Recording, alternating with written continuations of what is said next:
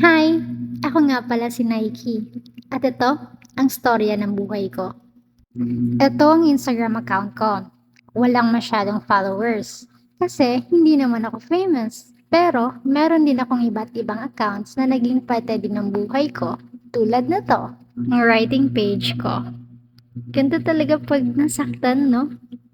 Kailangan pa talagang masaktan upang makasulat.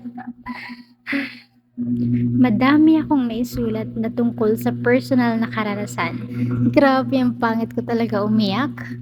Pero dito ako nagkaroon ng lakas. At kahit gaano man kapangit yung naidulot nito, unti-unti ko pa rin natutunan na mahalin yung sarili ko. Dahil alam ko na may itaas na nakatingin na nagmamahal sa atin. Eto naman yung dump feed ko, kung saan random lang yung ina-upload ko, either with friends or mga pictures na hindi ko napopost sa main account ko. Hilig ko din po ang magbenta, since marketing naman yung natapos ko, kaya sinubukan ko mag-rebrand.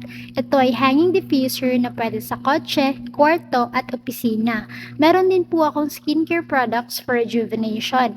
And aside po sa mga skin and home care, nag-try din po ako mag-rebrand ng mga chili garlic sauce. Isa ko pang hilig ay ang photography. Hindi naman ako pro pero ikinagagal akong makakuha ng litrato sa mga paningin ko'y kaaya-aya. Hilig din po akong kumanta, pagluluto, at minsan lang naman, ang magsaya kasama ang mga kaibigan. Mahilig din akong maglakad-lakad hanggang sa, eto, mabili ko lang yung paborito kong matcha. At syempre, street foods. Sarap! Minsan din naglalakad ako dahil gusto kong puntahan ang mga magagandang tanawin tulad na to, ang makakuha ng kapayapaan ng isip.